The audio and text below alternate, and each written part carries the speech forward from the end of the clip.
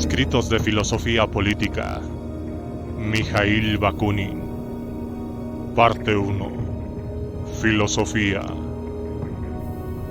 Ética, moralidad divina o burguesa. La dialéctica de la religión. Como hemos dicho, la religión es el primer despertar de la razón humana en forma de divina sin razón. Es el primer destello de verdad humana a través del velo divino de la falsedad. Es la primera manifestación de la moralidad humana, de la justicia y del derecho a través de las iniquidades históricas de la gracia divina. Y por último, es el aprendizaje de la libertad bajo el yugo humillante y doloroso de la divinidad, yugo que a la larga habrá de romperse para conquistar de hecho la razón razonable, la verdad verdadera, la plena justicia y la libertad real. La religión inaugura una nueva servidumbre en lugar de la esclavitud natural. El animal humano, emergiendo de la bestialidad, da con la religión su primer paso hacia la humanidad, pero mientras siga siendo religioso, jamás alcanzará su meta, porque toda religión le condena al absurdo y, descarriando sus pasos, le hace buscar lo divino en vez de lo humano. A través de la religión, pueblos que apenas se habían liberado de la esclavitud natural, donde otras especies animales están profundamente hundidas, caen en una nueva esclavitud, en la esclavitud ante hombres fuertes y castas privilegiadas por elección divina. Los dioses como fundadores de estados. Uno de los atributos principales de los dioses inmortales consiste, según sabemos, en actuar como legisladores para la sociedad humana, como fundadores del Estado. Prácticamente todas las religiones mantienen que si el hombre quedase librado, a sí mismo sería incapaz de discernir el bien y el mal, lo justo y lo injusto. Era pues necesario que la propia divinidad descendiese de un modo u otro sobre la tierra para enseñar al hombre y establecer el orden civil y político en la sociedad, de lo cual se sigue esta conclusión triunfante: que todas las leyes y poderes consagrados por el cielo deben ser obedecidos, siempre y a cualquier precio. La moralidad fundada en la naturaleza animal del hombre. Esto es muy conveniente para los gobernantes, pero muy inconveniente para los gobernados. Y puesto que pertenecemos a estos últimos, tenemos especialmente interés en estudiar con detalle este viejo principio utilizado para imponer la esclavitud, a fin de encontrar un modo de librarnos de su yugo. El problema se ha hecho actualmente en extremo simple, careciendo Dios de existencia alguna, o siendo exclusivamente la creación de nuestra facultad abstractiva, unida en primeras nupcias con el sentimiento religioso procedente de nuestro estadio animal, siendo solo una abstracción universal, incapaz de movimiento y acción propios, un absoluto no ser, imaginado como ser absoluto y dotado de vida exclusivamente por la fantasía religiosa, absolutamente vacío de todo contenido y enriquecido solo con las realidades de la tierra, devolviendo al hombre lo que le había robado solo de una forma desnaturalizada, corrompida, divina. Dios no puede ser ni bueno ni maligno, ni justo ni injusto.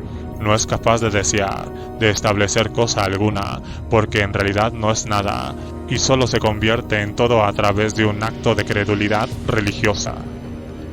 La raíz de las ideas de justicia y bien. En consecuencia, si esta credulidad descubrió en Dios las ideas de justicia y bien, fue únicamente porque se las había atribuido de modo inconsciente. Estaba dando mientras creía ser el recipiente. Pero el hombre no puede atribuir a Dios tales atributos si no los posee él mismo.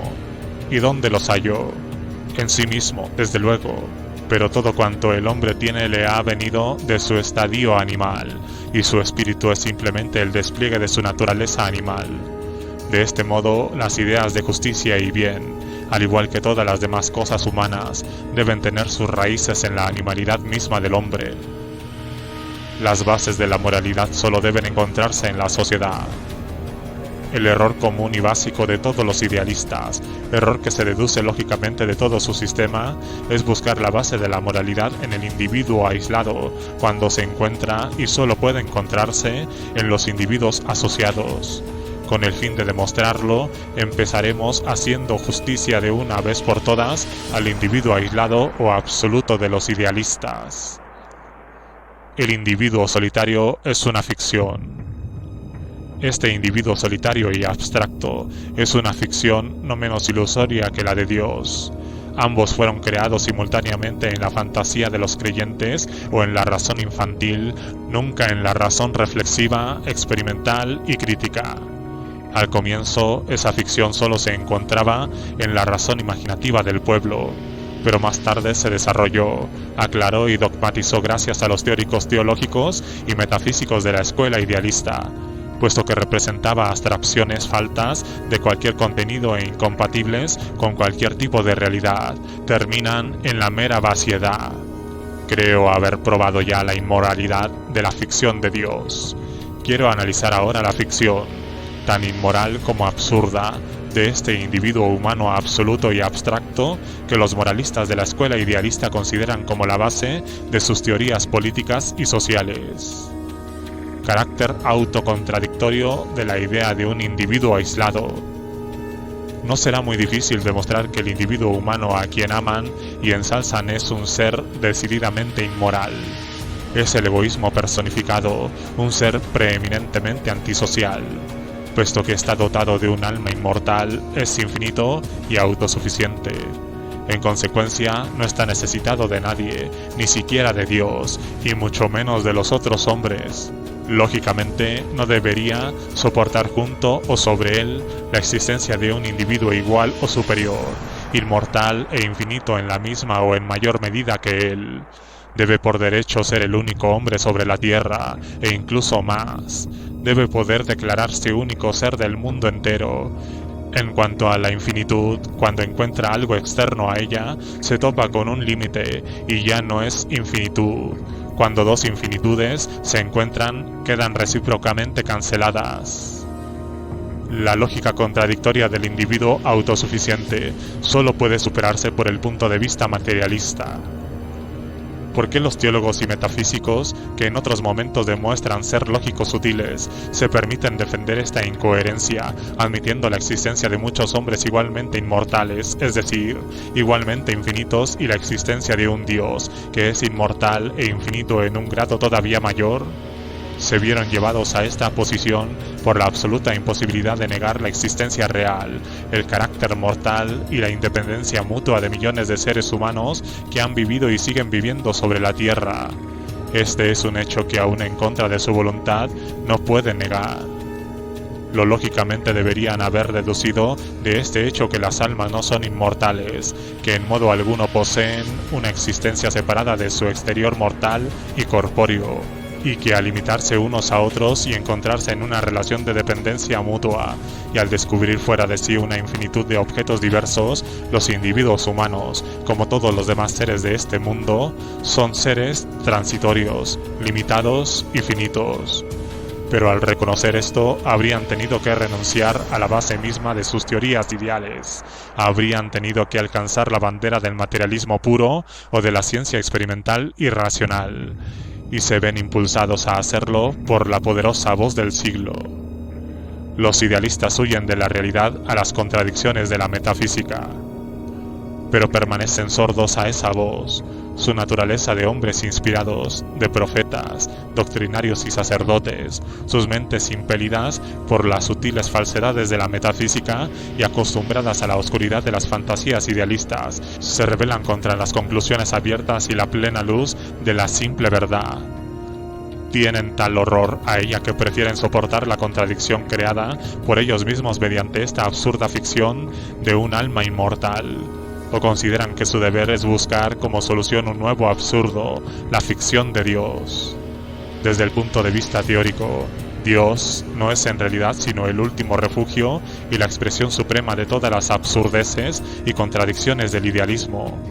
En la teología, que representa a la metafísica en su estadio infantil e ingenuo, Dios aparece como la base y la causa primera del absurdo, pero en la metafísica en sentido estricto, es decir, en la teología refinada y racionalizada, constituye por el contrario la última instancia y el recurso supremo, en el sentido de que todas las contradicciones aparentemente insolubles en el mundo real descubren su explicación en Dios y a través de Dios, es decir, a través de un absurdo envuelto en lo posible por una apariencia racional.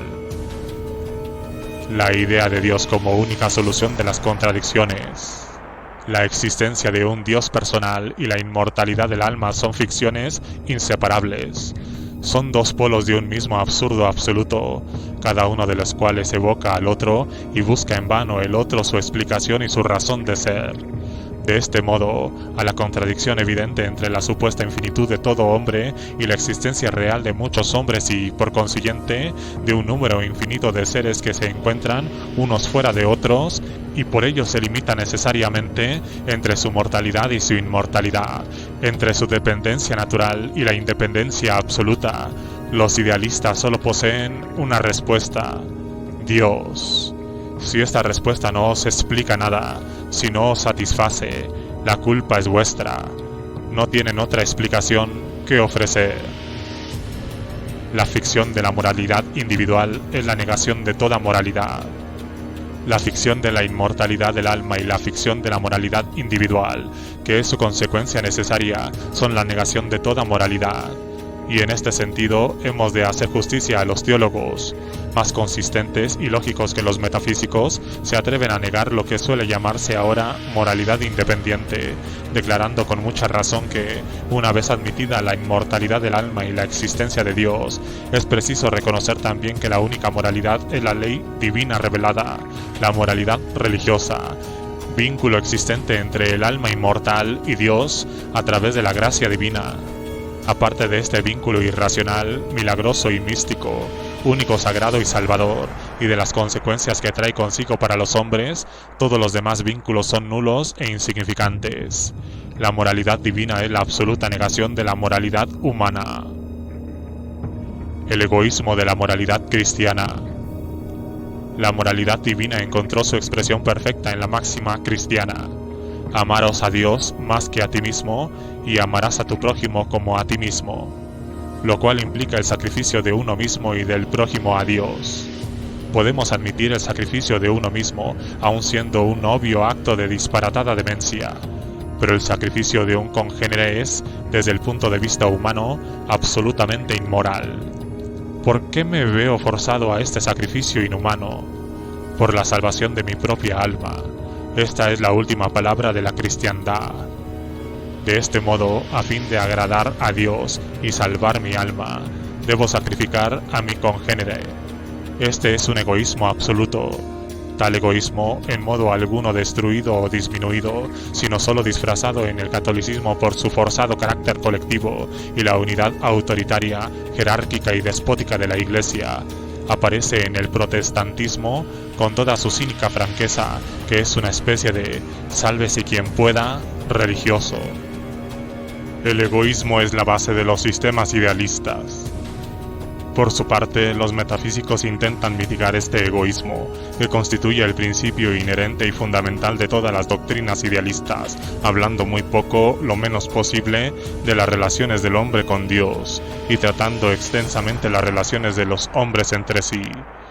Esto no es tan de agradecer, ni es tan ingenuo o lógico por su parte, porque una vez admitida la existencia de Dios, se hace necesario reconocer que, ante esas relaciones con el Ser Absoluto y Supremo, todas las demás relaciones adoptan necesariamente el carácter de meras apariencias, o bien Dios no es Dios, o bien su presencia absorbe y destruye todo.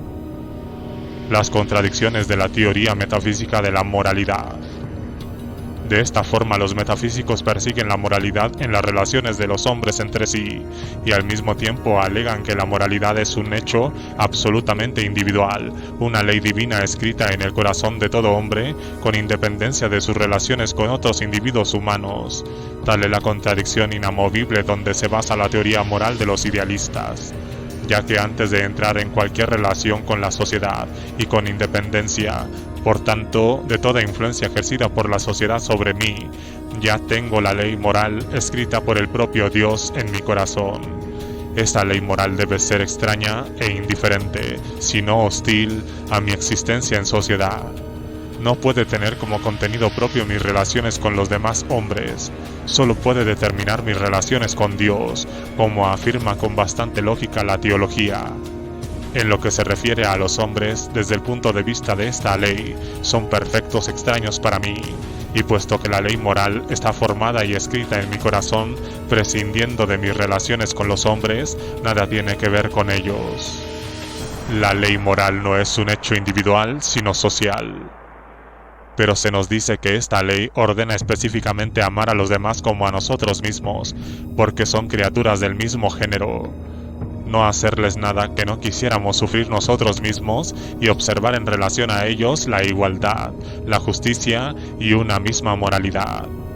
A esto contestaré: si es cierto que la ley moral contiene tal mandamiento, he de concluir que no fue creada ni escrita en mi corazón, pues supone necesariamente una existencia anterior en el tiempo a mis relaciones con otros hombres, mis congéneres, con lo cual no crea tales relaciones, sino que, encontrándolas ya establecidas, se limita a regularlas y es en cierto modo su manifestación, su explicación y su producto. De aquí se deduce que la ley moral no es un hecho individual sino social, una creación de la sociedad. La doctrina de las ideas morales innatas. De no ser así, la ley moral inscrita en mi corazón sería un absurdo. Regularía mis relaciones hacia seres con quienes carezco de relaciones y de cuya existencia misma soy por completo inconsciente. Los metafísicos tienen una respuesta para esto. Dicen que todo individuo humano trae con él, al nacer, esta ley inscrita por la mano de Dios en su corazón, pero que al principio se encuentran en un estado latente, de manera posibilidad no realizada o no manifestada para el propio individuo, que no puede comprenderla y solo logra descifrarla dentro de sí al desarrollarse en la sociedad de sus congéneres. En una palabra, que se hace consciente de esta ley inmanente solo a través de sus relaciones con otros hombres. El alma platónica. Esta explicación plausible, ya que no juiciosa, nos lleva a la doctrina de las ideas, sentimientos y principios innatos. Es una doctrina vieja y familiar. El alma humana, inmortal e infinita en su esencia, pero determinada, limitada, grabada y, por así decirlo, cegada y degradada corpóreamente en su existencia real, contiene todos esos principios eternos y divinos, pero sin ser consciente por completo de ellos, puesto que es inmortal. Hubo necesariamente de ser eterna en el pasado tanto como en el futuro, pues si tuvo un comienzo, estará inevitablemente destinada a tener un fin, y no podría en modo alguno ser inmortal. ¿Cuál era su naturaleza, que estuvo haciendo durante todo el tiempo que hay detrás de ella? Solo Dios lo sabe. En cuanto al alma, no recuerda, sino que ignora por completo esta supuesta existencia previa. Es un gran misterio, lleno de abiertas contradicciones, y para resolverlo es preciso recurrir a la contradicción suprema, al propio Dios. De todos modos, incluso sin ser consciente de ello, el alma lleva dentro de alguna misteriosa porción de su ser todos esos principios divinos, pero perdida en este cuerpo terrestre, brutalizada por las condiciones groseramente materiales de su nacimiento y su existencia sobre la tierra, ya no es capaz de concebirlos y ni siquiera es capaz de traerlos de nuevo a la memoria. Es como si no los hubiese poseído jamás. El alma es incitada a la autocontemplación. Pero aquí una multitud de almas humanas, todas igualmente inmortales en su esencia y todas igualmente brutalizadas, degradadas y materializadas por su existencia terrestre, se enfrentan como miembros de la sociedad humana. Al principio se reconocen entre sí, tan poco que un alma materializada devora a otra. El canibalismo, como sabemos, fue la primera práctica humana. Luego, continuando sus salvajes guerras, cada una busca esclavizar a las otras en el largo periodo de esclavitud, cuyo fin está todavía lejos. Ni el canibalismo ni la esclavitud revelan huella alguna de los principios divinos. Pero en esta incesante lucha de pueblos y hombres entre sí, que constituye la historia, y que ha producido sufrimientos inconmensurables, las almas comienzan gradualmente a sacudirse su sopor, comienzan a entrar en lo suyo, a reconocerse a sí mismas y a conseguir un conocimiento cada vez más profundo de su ser íntimo. Además, despertadas y provocadas una por la otra, comienzan a recordar, al principio en forma de mero presentimiento y luego en destellos, captando por último de modo cada vez más claro los principios que desde tiempo inmemorial Dios había trazado con su propia mano. El descubrimiento y la diseminación de las verdades divinas de la moralidad. Este despertar y recuerdo no tiene lugar al principio en las almas más infinitas e inmortales. Esto sería absurdo, puesto que la infinitud no admite grados comparativos. El alma del peor idiota es tan infinita e inmortal como la del genio más grande. Tiene lugar en las almas menos groseramente materializadas, que son en consecuencia las más capaces de despertar y recordarse a sí mismas. Son los hombres de genio, inspirados por Dios, hombres de revelación divina, legisladores y profetas. Cuando esos hombres grandes y santos, iluminados e inspirados por el Espíritu, sin cuya ayuda nada grande o bueno se hace en este mundo, han descubierto dentro de sí una de esas divinas verdades que todo hombre lleva subconscientemente dentro de su propia alma, se hace por supuesto más fácil que las almas más groseramente materializadas hagan el mismo descubrimiento dentro de ellas. Es así como toda gran verdad, todos los principios eternos manifestados al comienzo como divinas revelaciones, se reducen más tarde a verdades indudablemente divinas, pero que todos pueden y deben descubrir en sí mismos, reconociéndolas como bases de su propia esencia infinita o de su alma inmortal. Esto explica cómo la verdad, revelada al principio por un hombre, se diseminó poco a poco, hace adeptos. Pocos en números al comienzo y por lo general perseguidos, como el propio maestro, por las masas y los representantes oficiales de la sociedad, y explica cómo luego, diseminándose cada vez más debido a esas persecuciones, acaba apoderándose antes o después de la mente colectiva. Tras haber sido una verdad exclusivamente individual, se transforma en una verdad socialmente aceptada, actualizada para bien o para mal, en las instituciones públicas y privadas de la sociedad, se convierte en ley.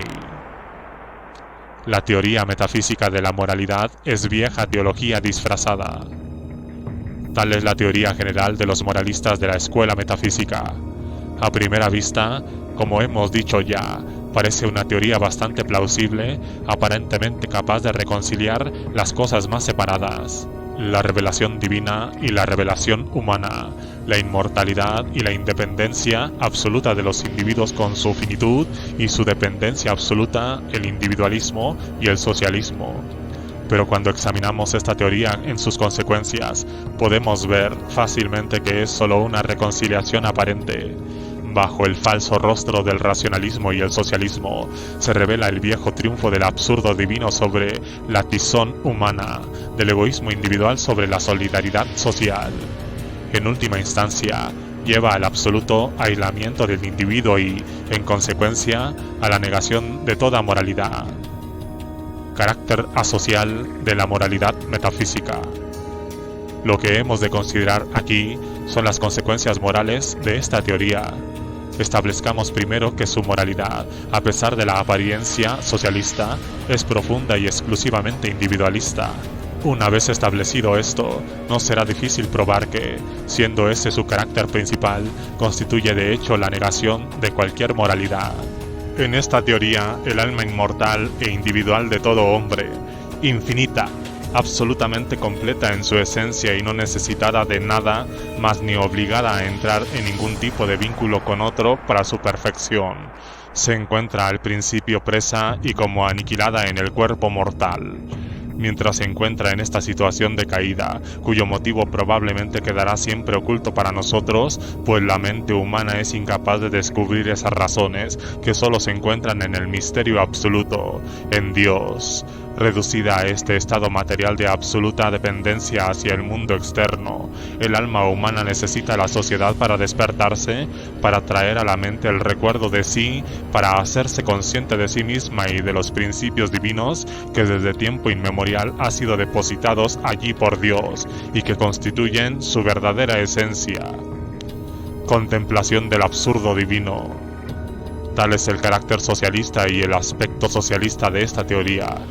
Las relaciones de los hombres con los hombres y la de todo individuo humano con el resto de su especie. En definitiva, la vida social solo aparecen como un medio necesario de desarrollo, como un puente y no como una meta. La meta absoluta y final de todo individuo es el mismo, prescindiendo de todos los demás individuos. Es el mismo frente a la individualidad absoluta. Dios necesita otros hombres para emerger de este estado de semi-aniquilación sobre la tierra, a fin de redescubrirse, de tomar posesión otra vez de su esencia inmortal. Pero cuando ha hallado esta esencia y encuentra su fuente de vida exclusivamente en ella, vuelve la espalda a los otros y se hunde en la contemplación del absurdo místico, en la adoración de su Dios.